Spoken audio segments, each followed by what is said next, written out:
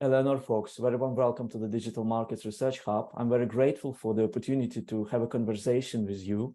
When I was preparing for this interview, I have a privilege to read quite a few of your articles. Really learned a lot of foundational things, and I propose we will do somehow a mixture of talking about contemporary things, but maybe on some occasions I will be referring to your papers, to some of the discoveries which you have done decades ago and which cannot be more relevant today.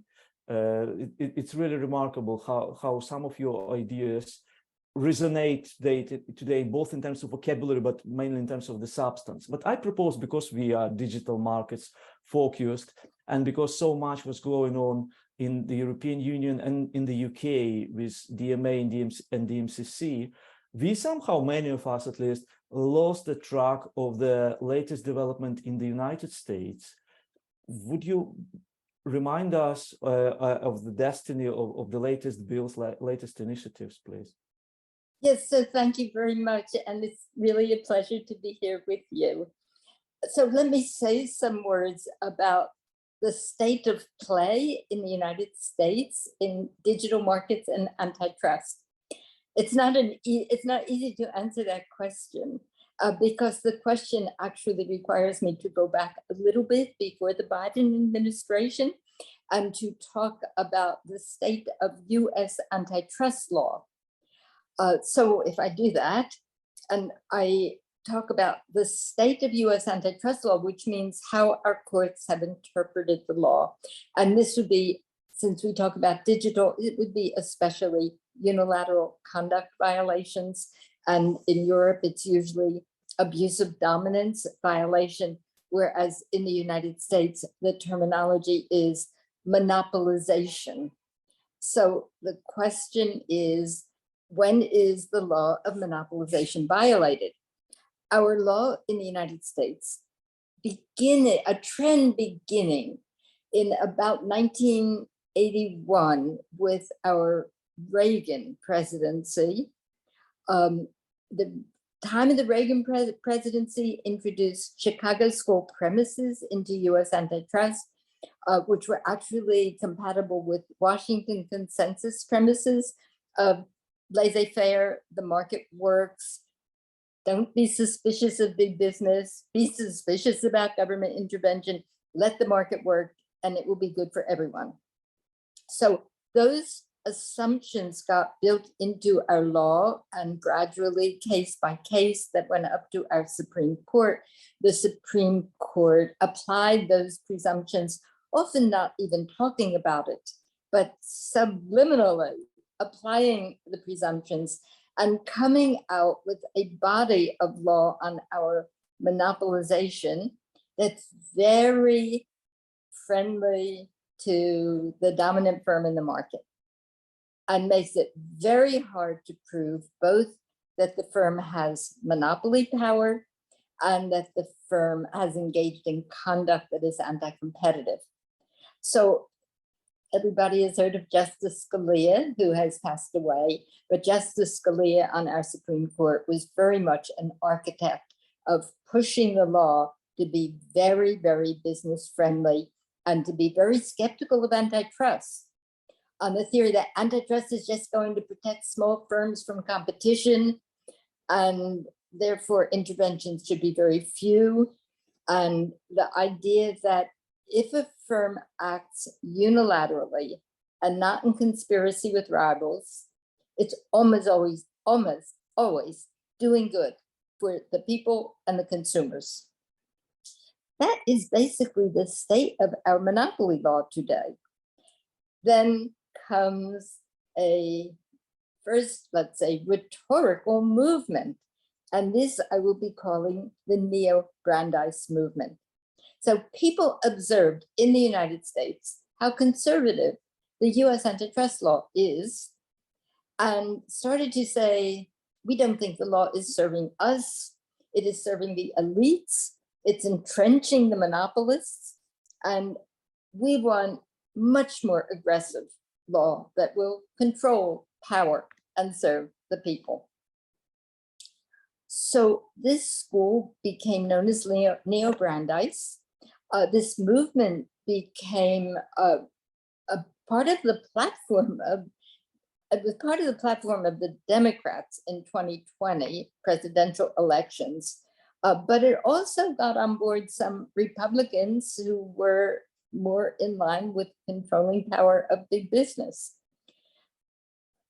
So Biden won the election, and Biden became very sort of aggressively supportive of a more aggressive antitrust and appointed key people head of our two federal agencies, antitrust. He appointed key people in those positions that would try to push forward a much more aggressive view of antitrust. And Lena Khan is the chair of our Federal Trade Commission. Jonathan Cantor is our Assistant Attorney General in charge of antitrust. And Tim Wu, who was in the White House until a few months ago, was the White House person on point who helped design a really big executive order in which the president ordered that competition should be a part of consideration of economic policy across all fields, like in agriculture, in healthcare, in communications, in sector regulations, in addition to the fact that he was authorizing and urging the antitrust authorities to try to turn around this very conservative ship. So I still have a few more words I have to say in answer to your question, because you asked about the legislation. The fact of the matter is that it's very hard to turn around the ship without legislation, because without legislation, our law is what the law is.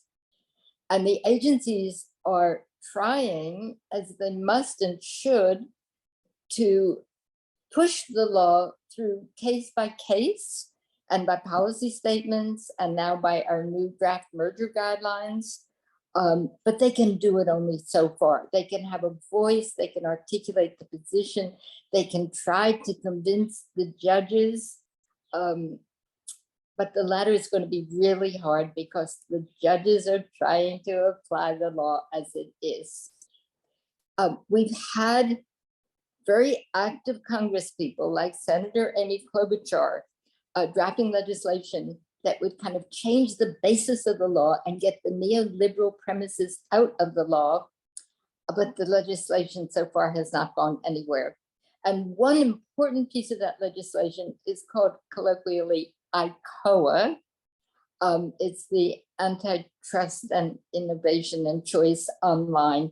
This is the bill that is most similar to what EU and UK are doing in trying to, and even Germany, in trying to separate out what are the big and obvious anti-competitive practices of the biggest gatekeepers and making those illegal. So Klobuchar has introduced her bill again last month in Congress, but our Congress now is mostly controlled by conservatives who will oppose the aggression. And in this new Congress, it's our 118th Congress, we haven't seen very much movement at all. So just one final point on that is that our antitrust authorities are now, in their own vision, much more in line with the rest of the world than previous administrations. So when they go to international meetings, they're very sympathetic to the kind of conversation that is being held on reining in the power of the huge global corporations. So they're very accepted abroad, and sometimes at home they're considered outliers. Thank you very much for this exposition. And at this juncture, I wanted to revert to your paper published in Cornell Law Review in 1980, Modernization of Antitrust, a New Equilibrium. And I propose to students who watch us, your footnotes are like several articles in each specific paper. So I refer to footnote 12, where when you talk about the origins of the term populism, because we hear this vocabulary being used quite often in an ad hominem fashion in antitrust parlance these days. So you remind us or teach us that in the context of antitrust, a populist was in historical terms a member of the People's Party, which was formed in 1891, the year after the Sherman Act was passed. The People's Party advocated, among other things, free coinage of silver, public ownership of railroads, and limitations on land ownership. The populists distrusted bigness and power elites, big business and big government. They supported reforms designed to increase the power and empower the lot of the plain people. So my question is, some may well try to connect these views with the neo-Brandeisian school and vision of antitrust. We definitely hear that some phraseology, the curse of bigness, so there are some parallels. So the question is how far the neo-Brandeisians are from this really radical wing of historic antitrust policy or broader public policy in the US. Right. So this question of what is populism is very complex. And Neo-Brandeis does not accept the idea of nationalization and public ownership. They're just trying to make the market work for people.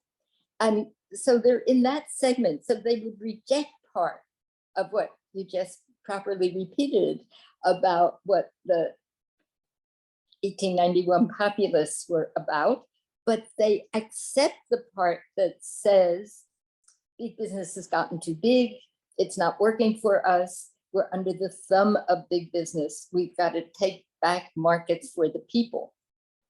And I also want to take the chance here to talk a little more about the term populism, because populism maybe has three meanings, but two big ones are, we see many governments today controlled by authoritarian populist parties.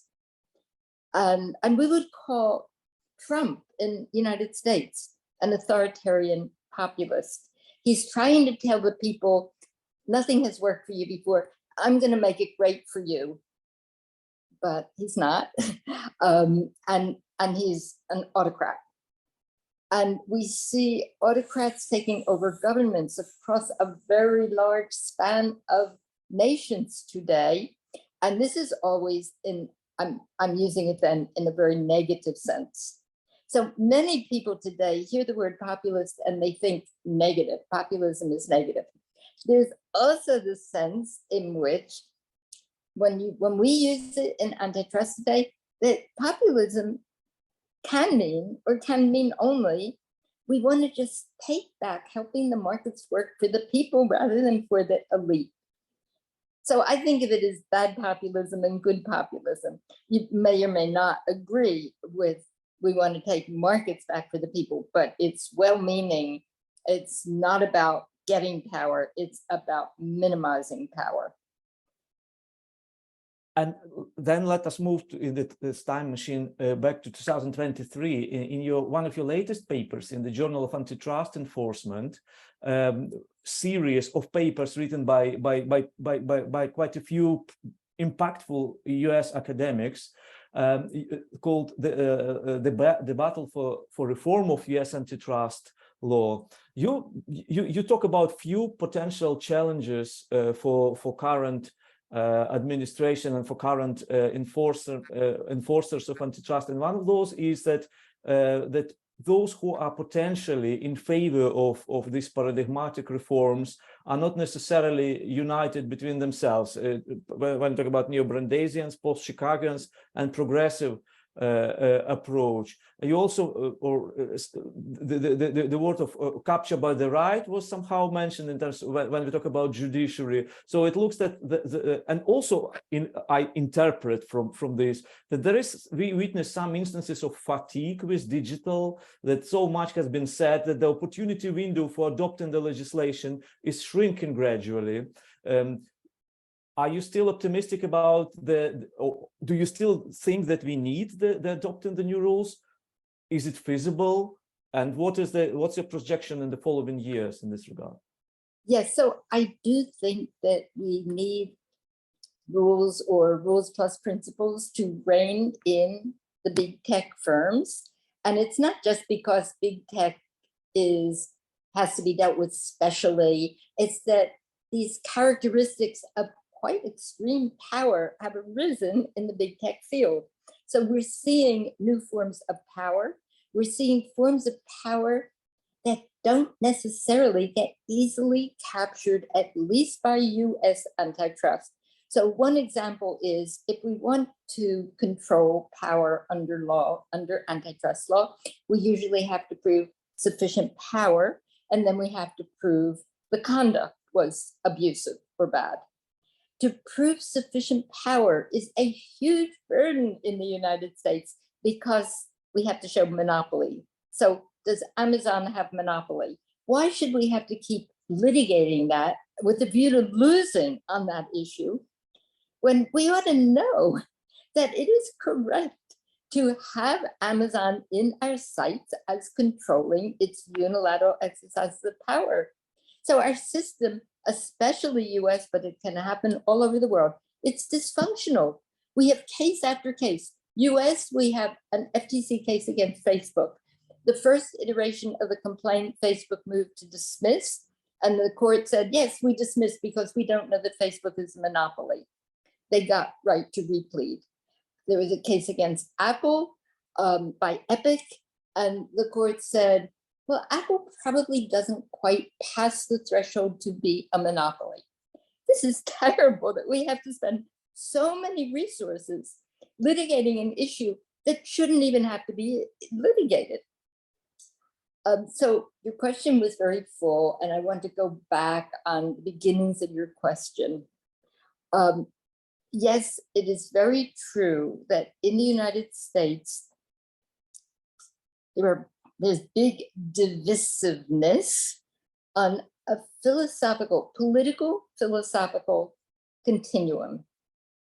And there are still the neoliberals, even though I spoke about neoliberalism as if maybe it should be over, but there are many who are in the neoliberal camp who are both the experts who are the technocrats and the public policy people who are observers. There's been a really strong movement, more than critical mass, to say neoliberalism should be dead as informing the future of antitrust. And there is, as you just reflected, you said post-Chicago and progressive, and I'll put them in one pile. There's now a very strong voice in the United States with many of major, well-respected experts to say, US antitrust law has been way too conservative. And this group says, we want to continue doing our consumer welfare antitrust. And even within consumer welfare antitrust, there's huge movement that should be made. And then, as another point on the continuum, neo-Brandeis. And let me explain why that's possibly different from post-Chicago progressive. It is different, but not always, because there's huge overlap. But it's different both in the rhetoric and in the values that are put out as being fair game for antitrust. So neo-Brandeisians will usually say antitrust is not just about consumer welfare, it's about people, which means antitrust should be protecting workers and small business. In addition, the neo-Brandeisian rhetoric can often be very strong and can often be very almost intentionally divisive against people who do not believe that increasing concentration and large business controlling the markets is harmful. So neo-Brandeisians will say, not only should anti-competitive practices be stopped, but we should have a big concerted movement against concentration of business, like its size versus conduct. Progressives will talk about antitrust should control conduct, but if a firm has gotten big, it's gotten big. And that also size is not necessarily bad. And that some of the things we get as people, citizens, consumers, we get more of or better of by some very big companies. So the progressive group would generally be much more sympathetic to big businesses and much more welcoming of all the good things they do for us and not want to break them up. Whereas the neo-Brandeisian group will often say, break them all up, they're bad. And unfortunately, the rhetoric has gotten very divisive. So many neo-Brandeisians will say, what we've been doing in antitrust for the past 40 years is wrong. We've just been on a wrong mindset of like how good business is. And we've got to really push back, break the paradigm. And this attitude, depending on how it is said, can cause a lot of disaffection of people who call themselves progressives, and they want to sort of go along the continuum, but just be more forceful. Sounds like a puzzle. And I think you have highlighted also in a recent chapter, which you have published in a book on dedicated to the legacy or dedicated to kind of to scrutiny of the 25 years after Giuliano Amato has published his Antitrust and the Bounds of Power, the Dilemma of Liberal Democracy. You have highlighted few very important elements that about the role of political, and I think it resonates very well back to your paper from 1980 from Cornell Law Review, where you say that it was really it is really misleading to consider the consumer welfare axiomatic approach to competition policy as an apolitical endeavor, because it is also a political choice to apply this kind of hands-off approach, to apply a scientific approach which leads to hands-off laissez-faire results. So can you elaborate on this, please, if possible? Yes, I do believe that there is a strong political element and that the economics of antitrust is not neutral, whereas economists, especially when they haven't seen what I saw in the 1960s and 70s, and they haven't been part of that atmosphere and debate, and the schools training economists are teaching it as if economics is science. There are many, many, many people today who think economics is neutral. And this is how economics comes out. And they do not realize the assumptions that they're building into the models, the very basic assumptions about, for US, it's really markets work pretty well. And that idea, markets work pretty well, skews the results. I mean, it's foundational. And just to skip to the world, because I think this is especially poisonous to the world, that US antitrust has been built on a foundation, at least since 1980. Markets work well. US markets do work pretty well. Most of the rest of the world's markets don't. And to tell the rest of the world, here are the antitrust standards, and we've been doing this for more than 100 years. We really know how to do it. We package it for you. We give it to you. That's a very poisonous thing to do, because just to begin with, it does not fit their markets. If you have markets that don't work well, like in developing countries, especially where markets don't work at all. Very often you have to create them, you have to create competition, you want to bring the people into the economic enterprise. It's very damning to say, oh, these are the international standards, they've grown up, this is what people do. So, actually I went on a little tangent. I wanted to address more on consumer welfare. Consumer welfare means very different things to different people, even in the United States. And people in the US use it very politically. So the farther right, who really like things the way they are in the United States, will say, we believe in a consumer welfare standard, and they mean they believe in an allocative efficiency standard, and you do look at the consumer as a proxy, but you do not have any antitrust enforcement unless you can show that there has been output limitation and price rise. And that's the most conservative view you can take of consumer welfare. Then you move along the continuum, and progressives, and even some who are more conservative, will say, oh no, we do a lot more.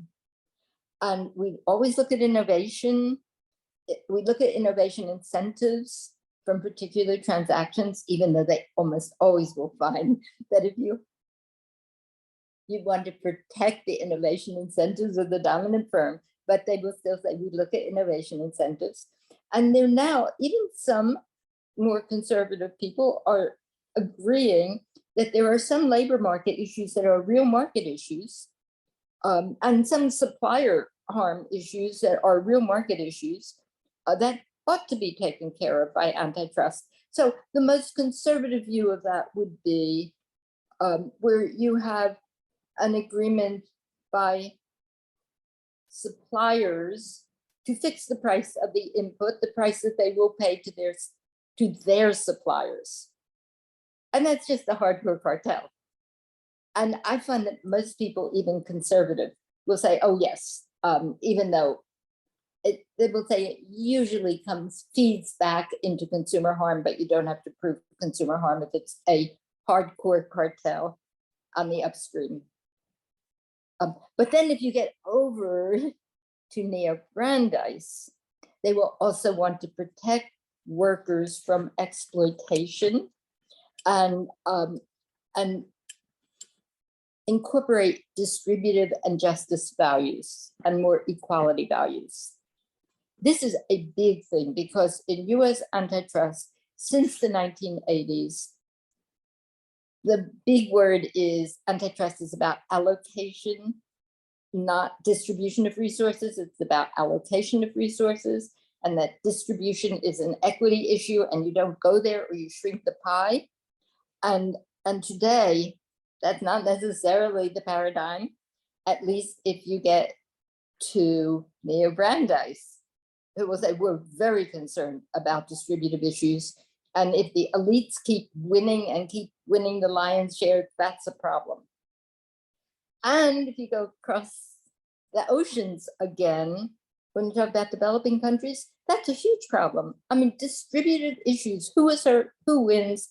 If the elites, if the big global firms keep getting the big lion's share of the gains of everything, that is a big problem. Let me pause here and ask you about possible solution, because okay, we were illusioned with this belief that in the omnipotence of neoclassical economics to solve all problems, to have the universal metrics which can commensurate all values into price theoretical clear-cut methodology, allowing us to look at things universally. So it was kind of development of global antitrust Esperanto. It was obviously excessive, and it created many shortcomings and misleading outcomes. but there was kind of philosophical counter argument to it that if everything is incommensurable, if each societal interest and each jurisdiction can somehow abandon in this religious belief in commensurability of price theory, we can go too far, and somehow we're losing this common denominator which kept all jurisdictions more or less in consensus about the vocabulary, the toolkit of antitrust. And now we can somehow this can lead us to cacophony of different unpredictable outcomes. There is a danger of it, and maybe we have to, after acknowledging of the shortcomings of this kind of single metrics, we still have to preserve it as a main kind of operational toolkit. What are your view on how what should we, after we understand the problem, what should we do with it, not to exacerbate the outcomes? That's a great question, and this is what I think. There's a huge space where there's actual consensus by people who are being objective about their analysis. And I mean, for example, to be very basic, world cartels on vitamins. I mean, this has damaged the whole world. And some of the mega mergers fall into that, and they haven't been treated properly. But cases like Holcim Lafarge, big cement merger, and Bayer Monsanto, big seed fertilizer merger worldwide, increased concentration enormously. Each of the, so people were mostly on this, from different countries, on the same wavelength as to what is anti-competitive. A lot turns on just that question: what is anti-competitive?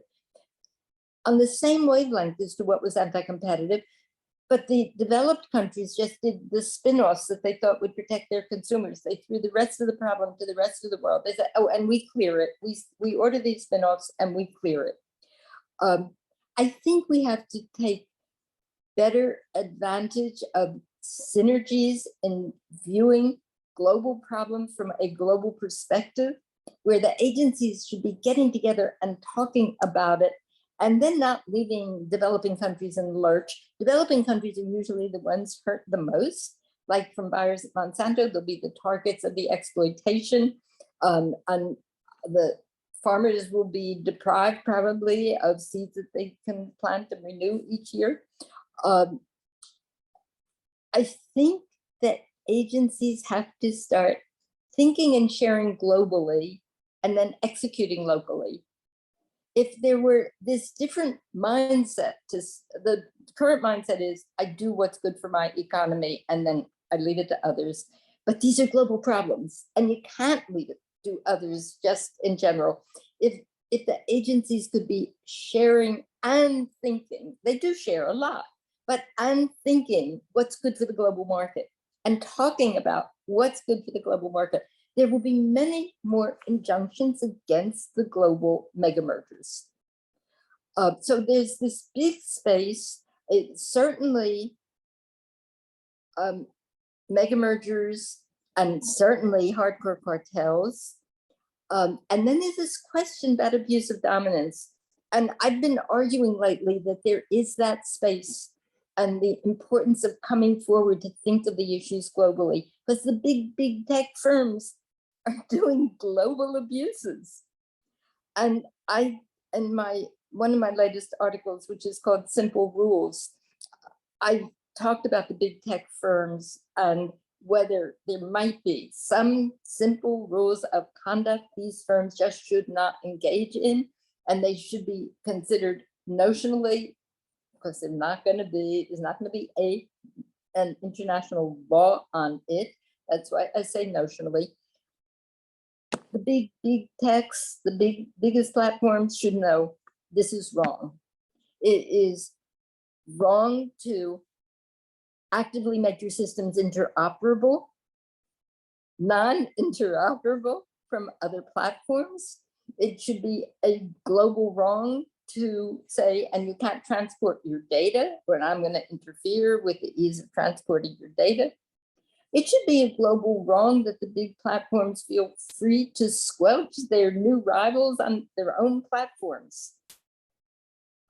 So I have this vision that we could work together, that is, the nations of the world, except US is a problem, at least past this administration, but that the agencies could work together in identifying simple conduct that big tech should know they can't do. Otherwise, they keep doing it. And they play countries against each other. Oh, so I just have to address your question about the cacophony. There is some cacophony. I don't think that that is a serious problem. I think it's a more serious problem to pretend everything's fine. We know what the international standards are. And then countries that have markets that don't work well, and also that have distributed values, are just left out. I think that we have to surface the fact of exactly what the divides are and emphasize this big area of convergence and make it fair game to incorporate, for example, the distributed values if a country wants to do that, rather than telling the countries in Africa, oh, that's wrong, you don't know how to do antitrust. To say, yes, we understand. It's not a big cacophony that will work against the common good. So it would be a kind of a vulgar perception of polycentricity if we just correlate it with chaos and, you know, absolute relativism where everything depends on my national interest, etc. I've got this message. Thank you very much, Eleanor. Let us move to methodological stuff. I have a question on methods, because we have somehow two, maybe not polar, but two quite competing visions, not necessarily mutually exclusive.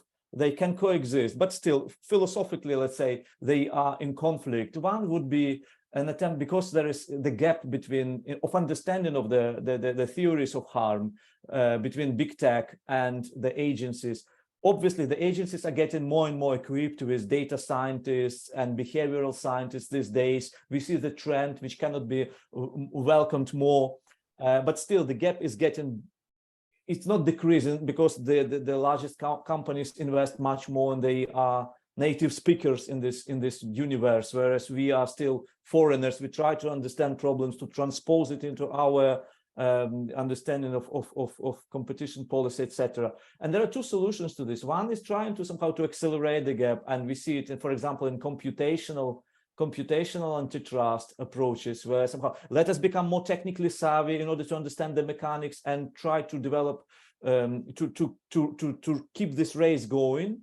Or more, and another approach would be somehow to do procedural shortcuts, with DMA being, or DMCC in the UK being best examples, saying, okay, pretty much everything which we point our fingers prudently and responsibly would be considered as violation of obligation or conduct requirement in UK parlance, and thus we somehow eliminate the need to understand all the technicalities. Of course, we can do it as a matter of self-education for the agency, but we because we are political creatures, we do choices based on not necessarily, not exclusively on the technical side of things, but more on the kind of normatively wider landscape. Where would you put your view? How would you correlate these two approaches?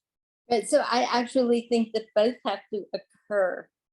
And I'm very much for continuing the research, like computational and more research and seeing what the research turns up.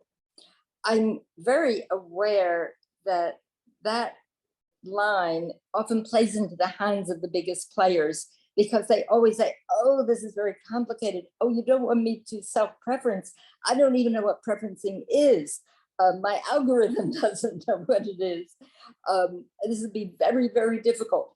I'm very suspicious of those arguments. I think there are some things that you can sort out, and that there is something like common sense to say, like, you know, Google, when it initiated its own shopping, comparative shopping, it first had Frugal, its own Frugal, which didn't do well.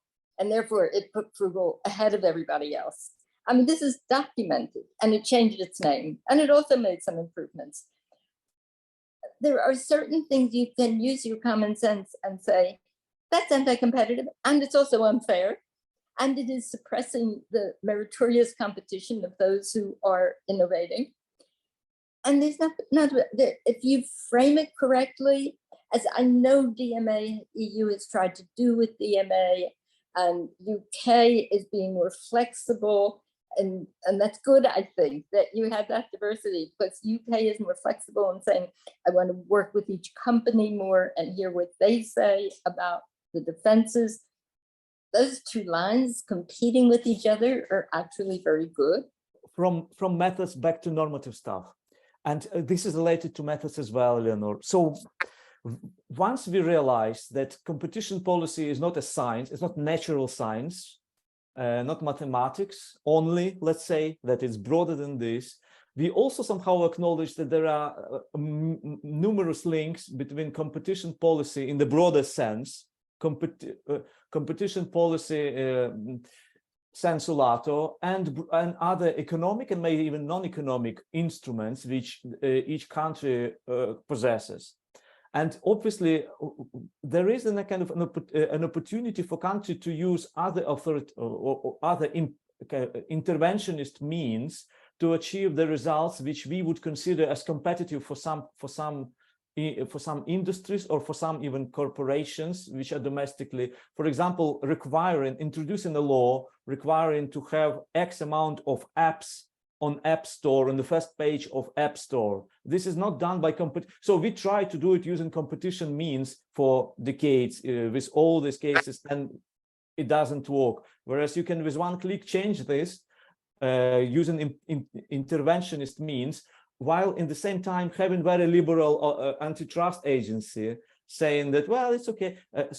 My question, how should we consider, how should we explore this way? Because we were focused on the technicalities. Now we understand that there are 20 different ways to achieve these results. We were not aware of them. Now we somehow become aware of them, but it's very difficult to translate them into our or academically scrupulous, coherent way. They exist somehow beyond our epistemic community, but the influence is huge. So should we expand our toolkit, or should we keep saying, well, it's not antitrust, I'm not interested in these things? What should be the relationship between competition policy sensu stricto and broader policies which influence the results which we are equally interested in?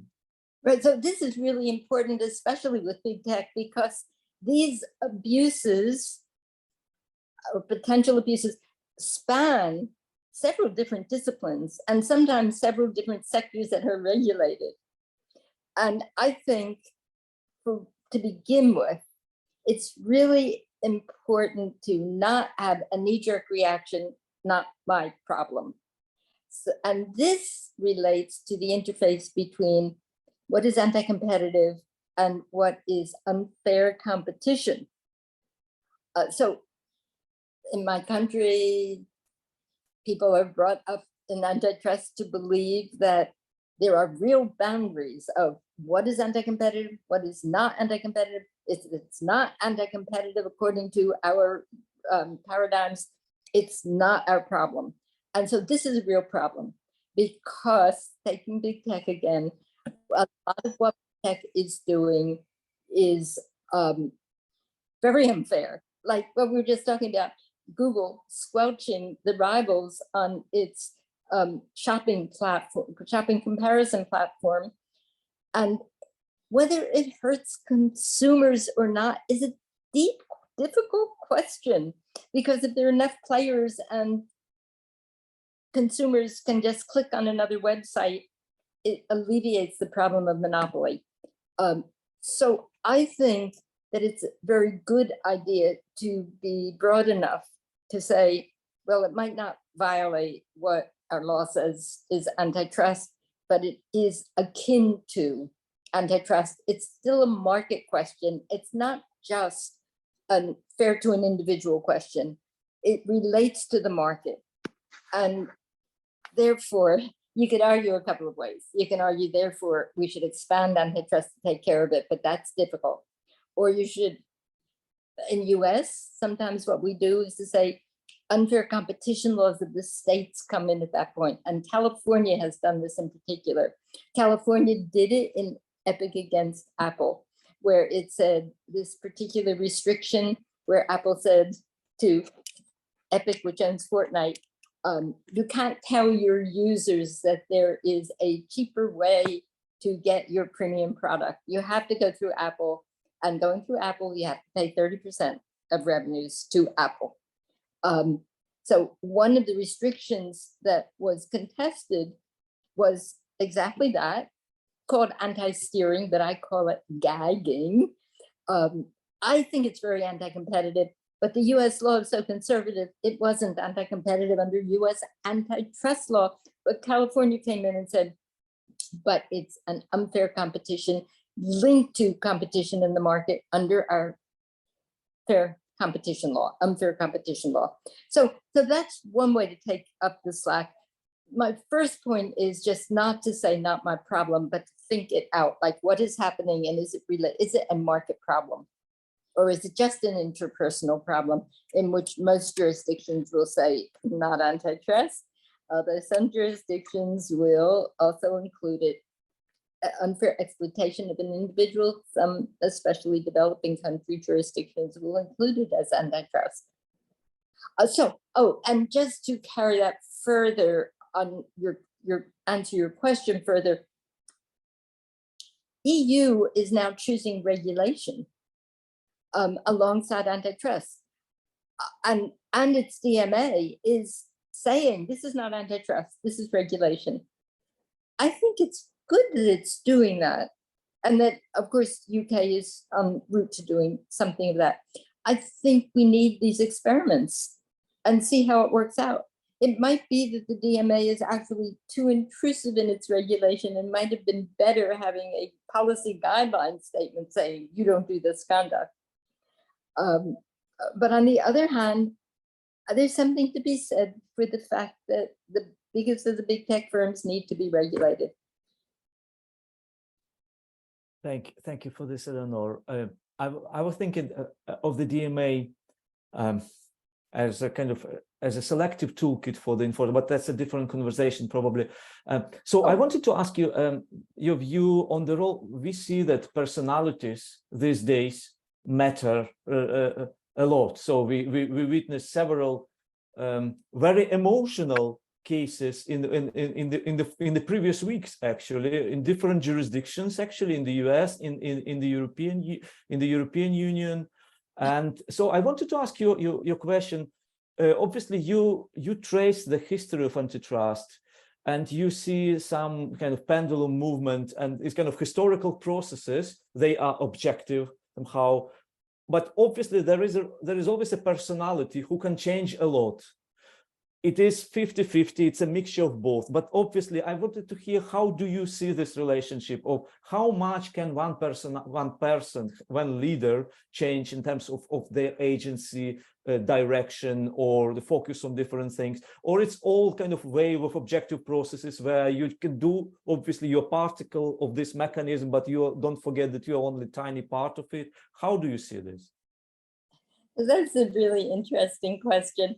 I think that charismatic leaders that really do appeal to the people and that have a good sense of community, of trying to help the people and make their case very articulately, can do and mean a lot. I don't see that on the US landscape right now. We do have some very interesting, strong personalities. They don't actually fit that entirely. When you were talking, I was thinking maybe for US, going back to Lyndon Johnson, our president, but before that, senator for many years.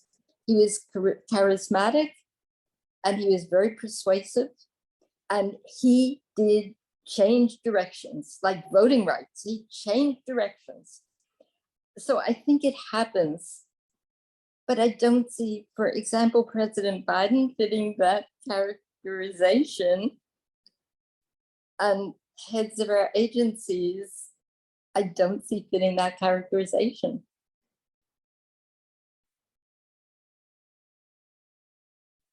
Let me ask you a question. At a recent conference at Stigler Center on consumer welfare standards, people were discussing different normative positions on repealing versus skipping it. But you have said that 45 years ago that this yes/no binary choice is pretty much meaningless as a spectrum of views, and I quote you, as a spectrum of views as to how antitrust should produce or conduce to efficiency is nearly as wide as the spectrum of views as to what ends antitrust should serve.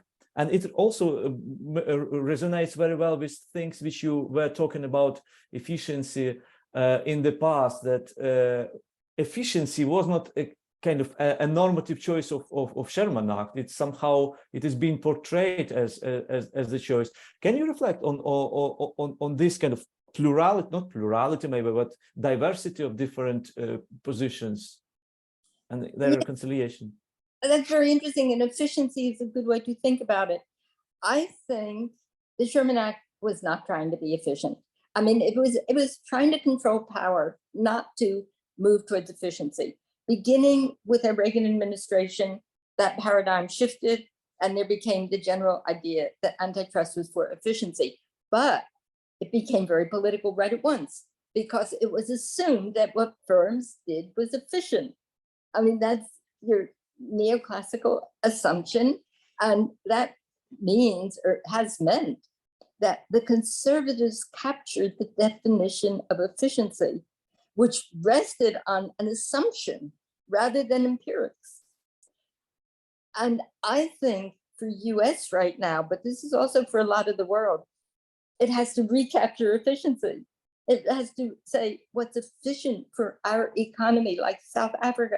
What is efficient for the South African economy that can be useful in antitrust is a concept of inclusiveness in antitrust rather than laissez-faire. I also think when you talk about efficiency, you get quickly to the question of distribution. At least I do, but US hasn't for many years. So aggregate efficiency is usually what economists think about. They're not breaking it down into who wins and who loses. And I think beginning with the neo-Brandeisian sentiment, it really is, they've shown us, it's really important who wins and who loses. And if by either market strategies or by antitrust intervention to control them, the elites and the big corporations are always winning, and perhaps if the poorer people have to pay more, I mean, that would be a terrible situation, even if the gains from those who win are greater than the loss from those who lose. So that's the Calder-Hicks paradigm. If the winners win more than the losers lose, that is efficient, and that is good. I'm not sure Calder-Hicks actually concluded that it's good, but that's what's happened in the United States. And not only in the United States, but also in the economics as discipline. So you mentioned this again in this article from 1980, that every economist is being trained with this in mind. So everybody, every economist who changes their views on this issue experiences an existential kind of change, because that's how you nurture, you learn when you're in the learning mode in your studentship years. You obviously absorb these values and they become part of you. So it's double challenge in a sense. But moving from antitrust to academic kind of antitrust, from policymaking antitrust to academic world, I wanted to ask your opinion. How do you see this current situation in antitrust? Not in antitrust academia, obviously it doesn't exist in isolation from broader academic world. What's the situation? What's your assessment of the situation in academic world? Are we getting compartmentalized, being focused on technicalities, or what do we do differently for better or for worse? Maybe potential remedy to this current mutations, pathologies which you observe? find in academia, it's pretty good mirror reflection of the rest of the experts, that there are many who are of neoliberal school and will stand by that. And there are many progressives, and more now, who believe that we've had too many neoclassical assumptions in our antitrust and should be more aggressive. I think there's probably a small but interesting, in the United States, small but interesting group of neo-Brandeisian academics. There are still many people who think that antitrust is neutral and that economics is neutral. And then there are those who don't. We obviously approach the end of the hour, so I wanted to ask you a question. Maybe, if I may, I'll ask you two questions. We close our conversations with recommendation for students, but obviously, I mean, like, for recommendation, work hard, be more excited, use digital, try to use the advantages. Maybe you can also provide recommendation in addition to recommendations for students, recommendation for colleagues who are already, you know, more are in tenured positions and who are now also perplexed with this avalanche of information. What is your treatment? How you manage to deal, to prioritize, to select, to know what's going on in other fields which are less relevant for your research? Tell us your recipe. What I think first is try to understand what are your own priors and how you think about a problem, like how you think about the problem of power in the world, power in big tech, the workings of the market, because I think there's something deeply political in all of us that puts us somewhere on that continuum. But having done that, I always think it's extremely important to be your own devil's advocate and make the case against yourself. That's what I've tried to do in my case books when I have questions after a case, questions to which often there's no one right answer. Sometimes there is, but sometimes there's not. Just argue against yourself to see how well it stands up with the very best arguments against yourself. And that puts you on a path. It gives you an underpinning. It doesn't, it's the opposite of putting you out to sea to say, oh, there's so many views out here, I just don't know what to think. Also, there's something intuitive about this. There's something intuitive about, like, what articles do you like the best without thinking too hard about it? Which ones are you most attracted to?